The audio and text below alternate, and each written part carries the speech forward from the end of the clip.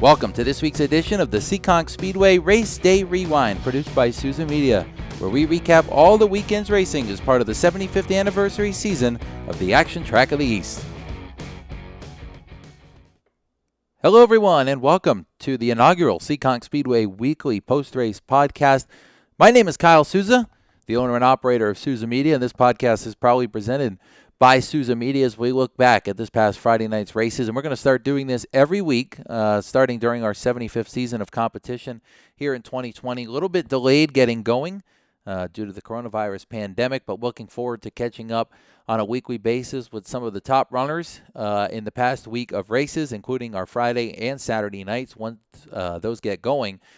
But first, we might as well start with our Friday nights, as that first Friday night race took the green flag this past Friday night, July the 17th. A lot of cars in the pit area. Great night. And to give you a little bit of insight on how this is going to work, we're going to have a couple different segments in the podcast. We're going to start with me. We'll kind of introduce what happened this past Friday night. We'll introduce a driver or two every week that was part of a major controversy during the race, or maybe the race winner.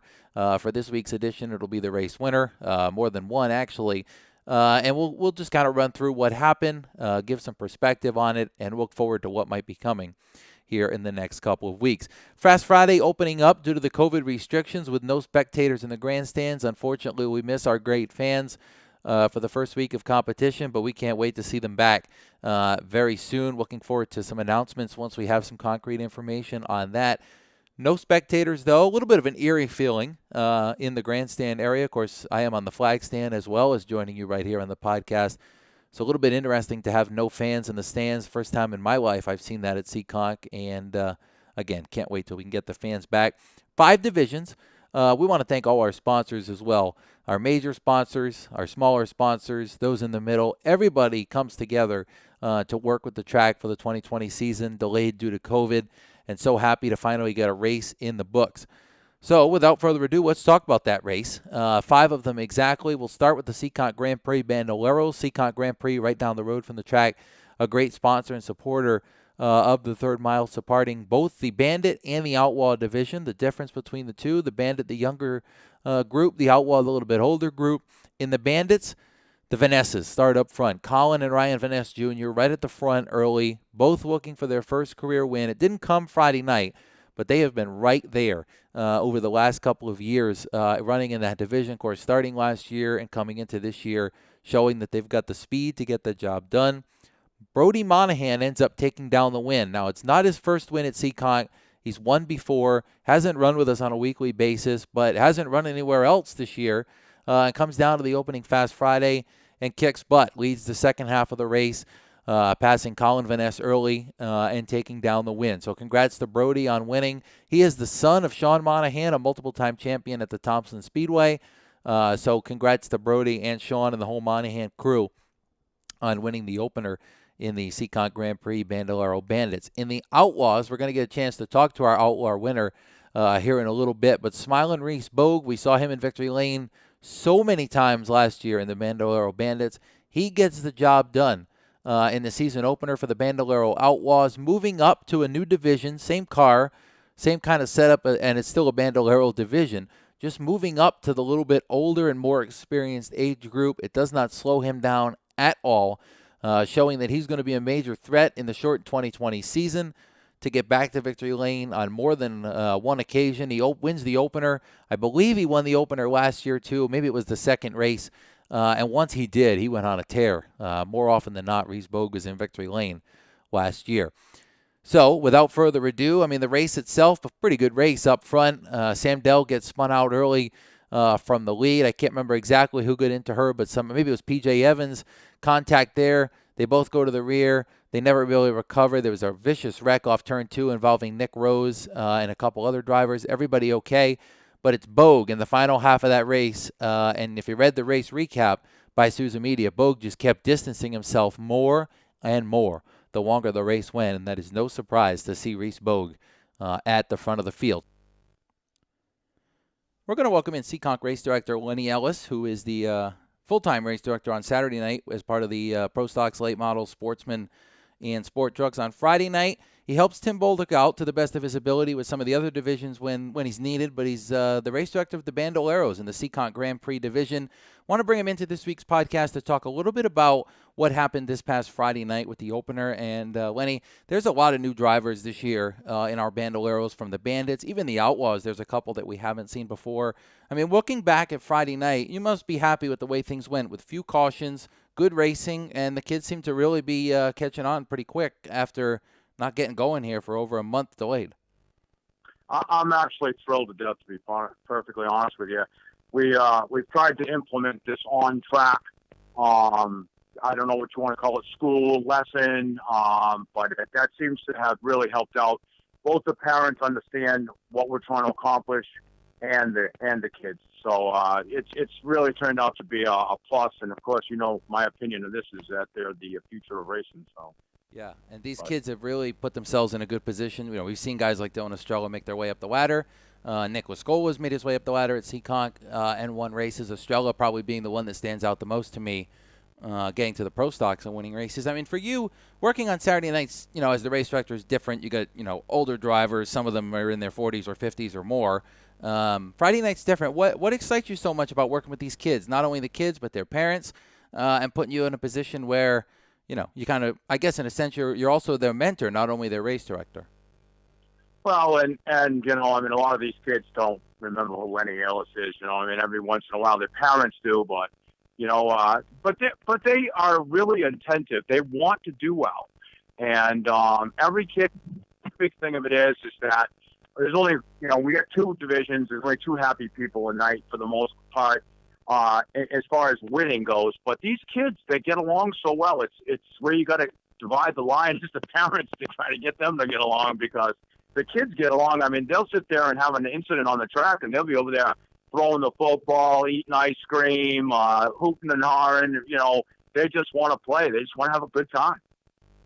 Yeah, and it brings up what I'm sure is going to be an interesting rest of the season for our Seekonk Grand Prix Bandoleros. Brody Monahan winning the first for the Bandits, and Reese Bogue and the Outlaws. Lenny, I know you've worked with Reese Bogue a little bit when he first started, too. That number 4, he gets out of the car. He's always so happy to win, but that kid seems like he's so dominant. And I don't know what it is, but he just seems to, I guess, be a little bit ahead of the other ones. Maybe he's got a little bit more knowledge that's able to help him. What do you think? Well, I obviously feel that the parents behind, it's like anything else, like behind every great guy, there's a great woman, okay? Well, and behind every great, race driver, there's a great team. And I think his parents are attentive to the program. But it's not just him. We got some guys like the 31, Monahan, and then the kid didn't win. But I don't know if you really kept glued on that thing. But the kid in the 31, I don't know his name, green and black. I will find out his name to be able to, because I don't want to mispronounce it.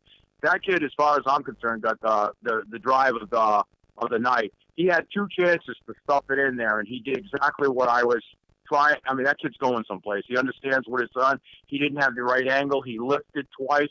If we get more kids to understand that you can do this, yes, he did finish second and he didn't win. But as far as he gained all my respect that night. All of it, and I even said so on the radio. I says, as far as I'm concerned, you won in your own world, bud.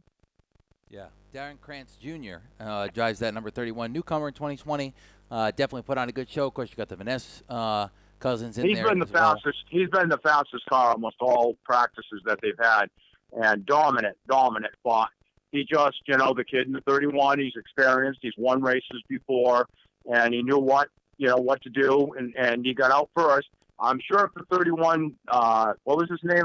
Darren Krantz Jr. Yes. If he got there first, he was going to win the race. Yeah. It was whoever got there first. You know what I'm saying? It was just kind of a shuffle a little bit. But I once again, talking to him, explaining what we want to do, understanding the rules, and if they have a question, we wanted them to ask the question. And we're all about the kids. The parents. Sometimes they try to live their life through them. So but I got great parents too. I don't want to sit there and say I got great parents, but I always tell them, I say, you got a perfect kid that you got the choice to make them turn into a good kid or not so good kid. Yeah. Well, we appreciate it, Lenny. Thanks for jumping on the inaugural race recap podcast that we've talked about all the Friday divisions here. And we look forward to racing next Friday night. Thanks, Lenny, a Seekonk Wall of Famer, and we'll see you at the track this week. Okay, thank you for your time. I appreciate it. All right, that's been Lenny Ellis. When we come back, we'll talk about some of the other races here on our weekly podcast.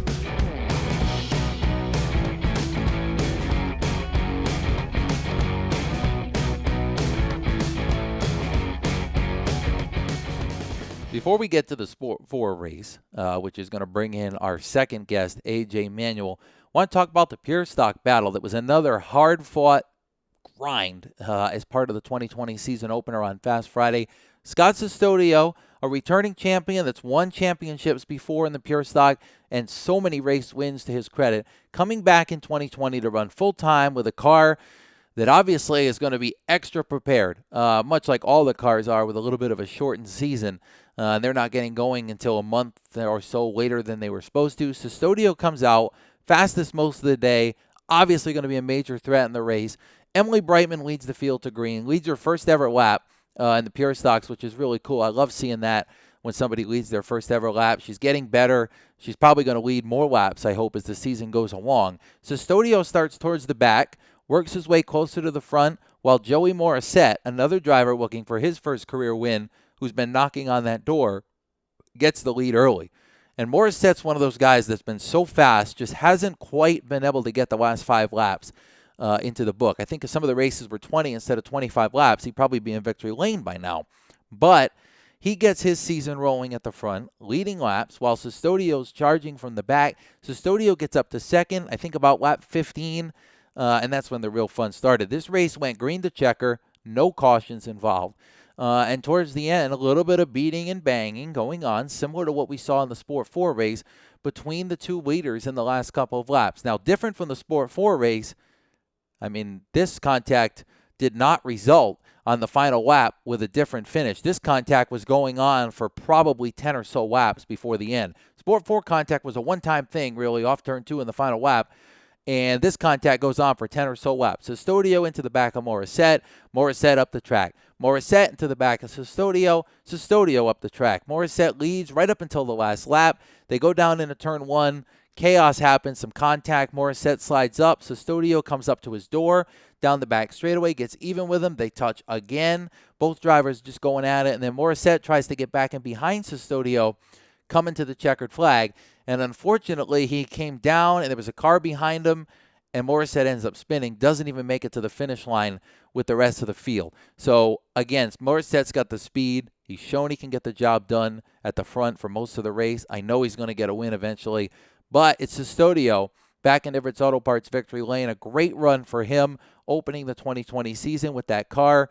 And he's obviously going to be a major threat in the Pure Stocks as we look forward to the rest of 2020. Greg Perry was up there, the defending champion. Doug Benoit, the champion from the year before, was up there. This Pure Stock division is going to be a major, major division to watch as part of this 75th anniversary season with Perry, Benoit, Custodio, Morissette, Danny Massa's right there as well. Massa and Perry went down to the final laps last year for the championship. Massa a little bit quiet in the opener on Friday night. Not the crazy speed we normally see out of him to come up there and contend for the win, but I know he's going to be there as well. So that Pure Stock division, definitely one we need to watch for the rest of 2020, and we'll see if there's any more contact between these two here in the next couple weeks.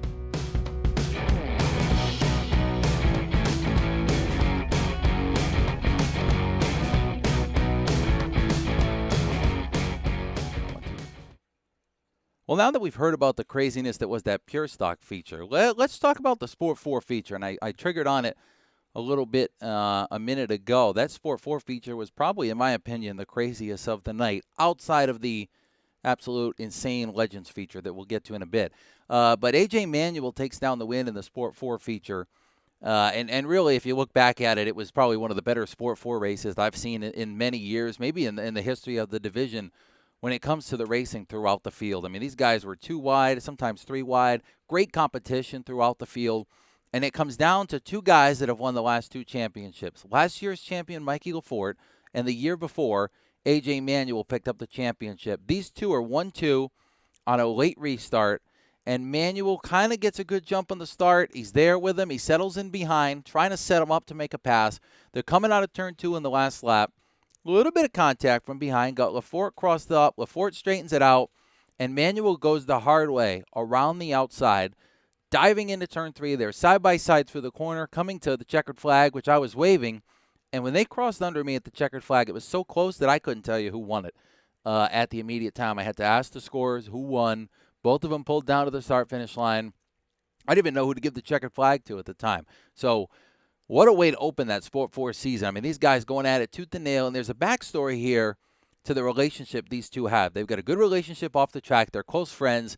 And in the pit area, from what I understand, Mikey LaFort's car was not running at one point, and AJ was in there trying to help him get it running. And they eventually got it running, and it didn't sound phenomenal on the track either.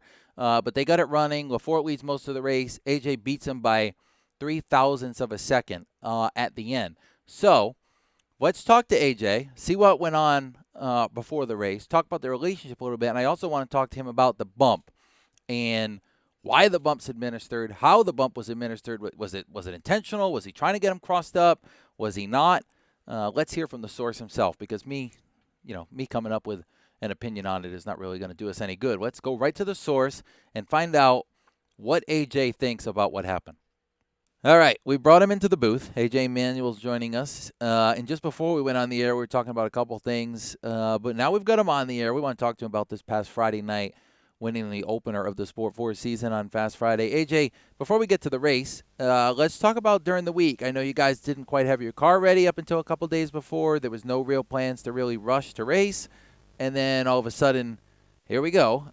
You're on the track, and you end up in victory lane. Yeah, it was definitely a pretty crazy week. Monday night, there was no motor in the car whatsoever. But thanks to Rob Murray, Jeff, Alex, and my teammate Crystal Murray, we were able to get the motor put in the car in just a couple hours, get it all together. Unfortunately, didn't take it for a test ride until about Thursday night, where the car broke down. I had to get towed up the road by my truck, which was pretty embarrassing, but just it adds to the sweet feeling of the victory here on the weekend after. One of those things where I guess the car dying at the end of the street is actually a good thing. So it doesn't die at the track. I just mentioned before we brought you in that you and Mikey LaFort have a good relationship. I mean, you guys last year went down to literally the last lap or two. I think actually the last lap, tying for the championship. So you guys are close. You guys have raced each other a lot before. I mean, obviously there's a friendship there, and then I hear this story. You'll confirm it for me, I think, but I hear this story that his car wasn't running in the pits, and you were right in there. So what's that relationship like for you as somebody, who's got a friendship with him and can race him on the track and know that you guys are not going to completely destroy each other? Yeah, I mean, it's one of those things we definitely have a lot of respect for each other. He's one of the guys that was willing to help with tips and tricks as soon as I brought my car there as a rookie 4 years ago. And we just always hit it off. And yeah, his car was not running right whatsoever. We came in. I was in the first time trial. Came in. His car was still sitting there dead. And he was sitting in his car ready to go. We ran over, did what we could, got him out there, and then when he came in, we offered him everything we had and our time at his car, helping him get it ready. And it's one of those things that we will definitely help each other. But unfortunately, when the green flag drops, the friendship stops. Yeah, we've heard that before. So let's talk about the race. I mean, I think that's the elephant in the room. Started sixth, got up there to second or third. There's a little bit of contact between you and Tyler Duhanchik. You guys got backed up, crossed up, both of you. He drove through the grass. You checked up to let him back on the track. And you guys lost a lot of time to Mikey. And then I think your car died. Luckily, the yellow came out. And you guys all of a sudden now are side by side for the restart. Take me through that last restart. I mean, the bump off at turn 2 and the drag race to the line is obviously a chaotic finish. But take me through what the process was like to be in that situation. Yeah, I mean, Mikey at one point had like a half a track lead on us, so I didn't think there was a shot at all. My car started acting up, thought it was all over, and then that caution came out by the grace of God. And I've always had a pretty good car on the outside there at Seekonk, and I knew I had something for him, but he was so fast, and he was definitely handling better than me. So on that last lap, I would never intentionally spin somebody where I would win and they would finish last, but I would also do what I had to do. And I felt like just getting them a little crossed up would give me that extra 0.2 of a second to give me a chance. And clearly, I just barely beat him. And once again, a lot of respect to him, because he could have easily drove right into my driver's door in the turn 3. which I probably would have deserved, and then he could have won the drag race to the line. But we did it fair and square, side by side. And at first, I thought he beat me, but race control told me I got the win, and it was definitely a pretty good feeling. Definitely not going to argue with race control when they tell you won. Well, AJ, one more question for you. I mean, I mentioned earlier you really weren't planning on running the whole year. You mentioned in the Victory Lane interview, which was obviously a bit different, because of COVID itself, that you weren't going to run for points. Obviously this year is completely messed up with COVID, so we shortened it. We got the 75th anniversary season. Is it strictly more than ever? I mean, I know you guys want to win every week, but is it strictly more than ever now? I just want to win as many times as possible and whatever else happens. I mean, you're going to run the rest of the races. What are you kind of planning out for the rest of 2020? Yeah, so I want to do the special races that Everett's a sponsor and Forest Air, those which kind of taking over like the Triple Crown effect. So we definitely have those on our schedule, and then the rest of the year we're just gonna play it as it goes. I'm a small business owner. I'm very busy at the moment, so I think this year I have to put more priority to that than racing. And yeah, we're gonna see where the year takes us from here. I will be there next week to run for that first race. And when we show up, we just want to win. When you're racing for points, it's a totally different mindset. It's a totally different stress level that just is not worth it to us this year. That's fair enough, and I think we hear that from a lot of race teams, especially on our Fast Friday circuit. AJ, thanks for a few minutes. Appreciate it. Thanks for being really the first guest on the podcast at all. We've had a couple 75 years of speed. Talked to Rob Murray last week, who I know you're familiar with, but this is really the first time we've sat here and recapped the race, obviously for obvious reasons, with it being the first race. Appreciate it, and we look forward to talking to you again later this year, hopefully with more wins. Awesome. I appreciate that as well. And I just want to give a quick thank you to the Speedway for doing what they are doing to open the doors and get us in there to race. I mean, I think everybody was looking forward to it. And I think they deserve a lot of credit for doing what they can to get up in there. 1 down, 12 to go in the 2020 Fast Friday season. Take a quick break. When we come back, we'll talk about the mess that was the Legends car feature on Friday night. Be right back.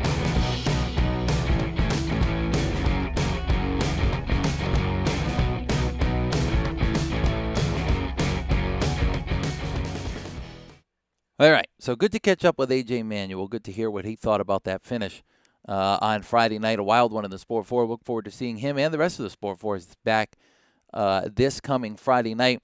Want to transfer to the last feature of the night, which was the Nick's Pit Stop Legend Cars.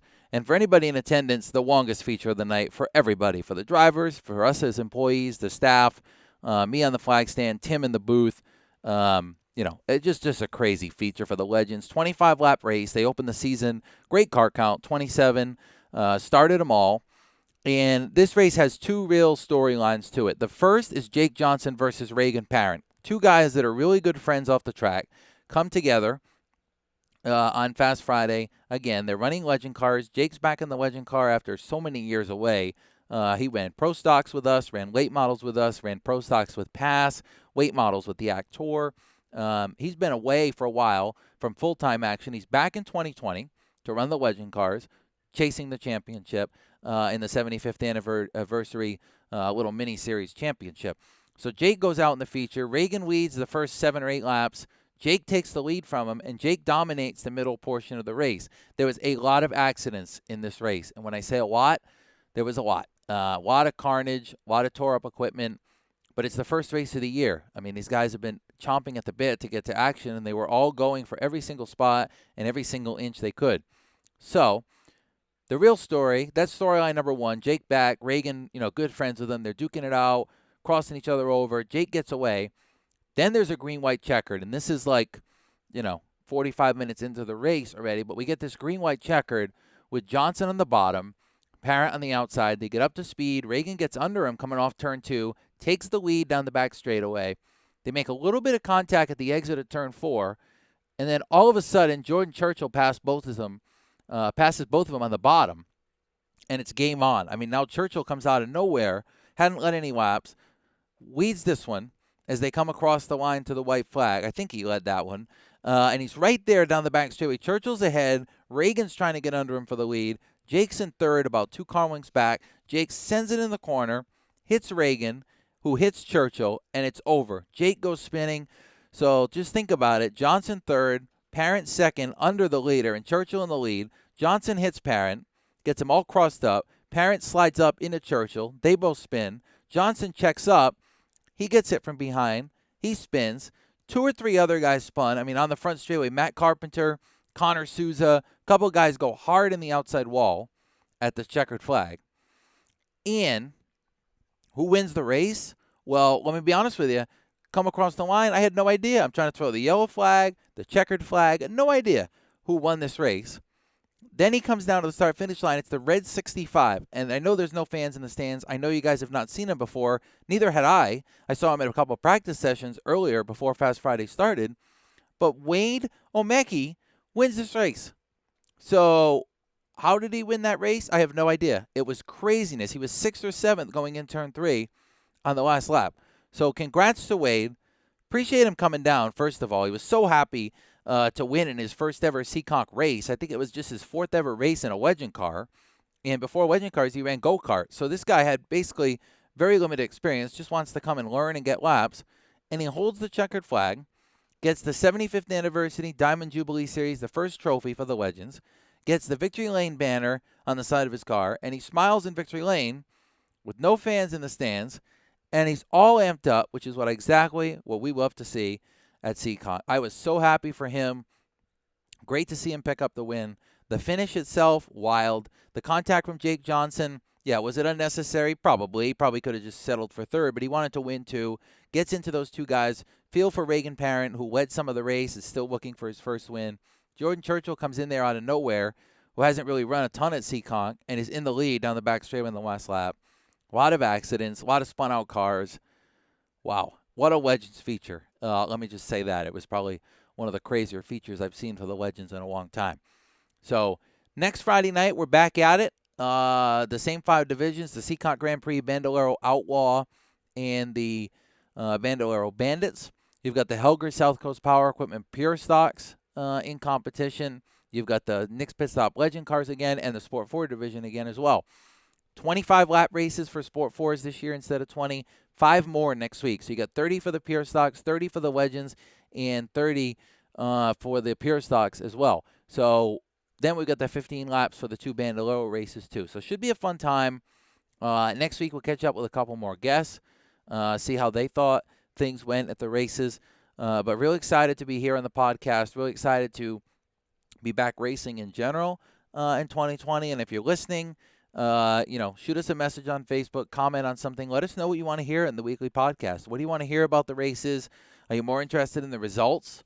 Are you more interested in the controversial bump like AJ Manuel into the back of Michael Fort and they drag race to the line and probably one of the top 5 closest finishes in Sport 4 history? Let us know. Don't be afraid.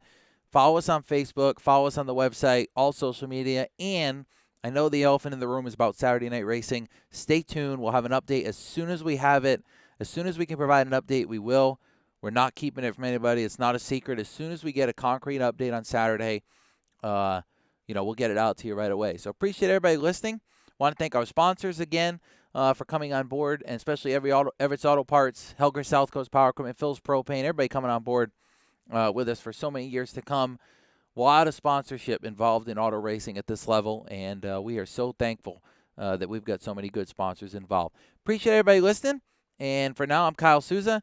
Thanks for joining us, and catch you all next week.